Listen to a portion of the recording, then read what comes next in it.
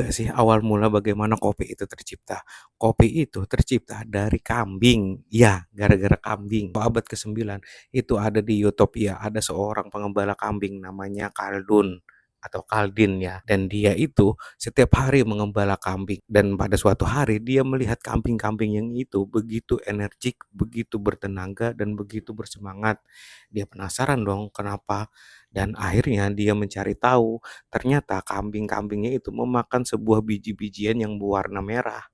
Karena penasaran, akhirnya ya dia mencoba. Dia coba makan, makan.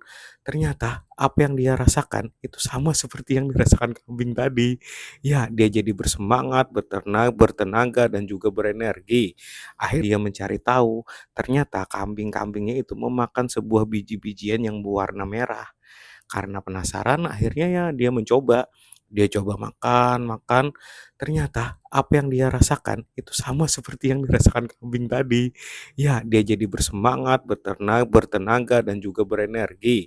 Akhirnya saking senangnya dia itu pergi ke rumah gurunya. Waktu itu Islam lagi jaya-jayanya, jadi banyak sekali ulama-ulama sufi di tempat dia. Dia datang ke tempat ulamanya itu menceritakan tentang pengalaman dia tadi bahwa ketika makan biji-bijian ini dia jadi bersemangat dan berenergi. Tapi ya namanya orang tidak ada penelitian atau hanya masyarakat biasa ya dianggap hal yang mustahil gitu, hal yang mitos. Akhirnya dia dilupakan, biji-bijian tadi dilupakan, kemudian ada salah satu orang melempar biji-bijian itu api unggun. Nah, dari situ tuh karena terbakar api, akhirnya biji-bijian tadi berubah menjadi kopi dan menimbulkan wangi semerbak, wangi yang luar biasa. Luar biasa wanginya. Akhirnya orang-orang tadi sadar, "Oh, kok biji-bijian tadi kok malah wangi seperti ini?" Akhirnya mereka ambil. Kemudian mereka seduh dengan air panas dan rasanya itu nikmat sekali. Itu yang mereka rasakan. Mereka begitu kegirangan, merasa berenergi, merasa energik dan juga bersemangat.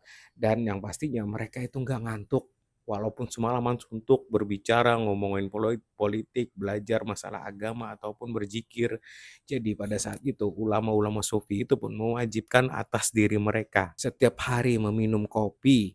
Dan begitulah awal mula kopi. Kopi itu kalau tidak salah kahve, kalau tidak salah di Turki, kemudian masuk ke Eropa baru berubah namanya menjadi kopi. Ya, seperti itulah awal mula terciptanya sebuah kopi.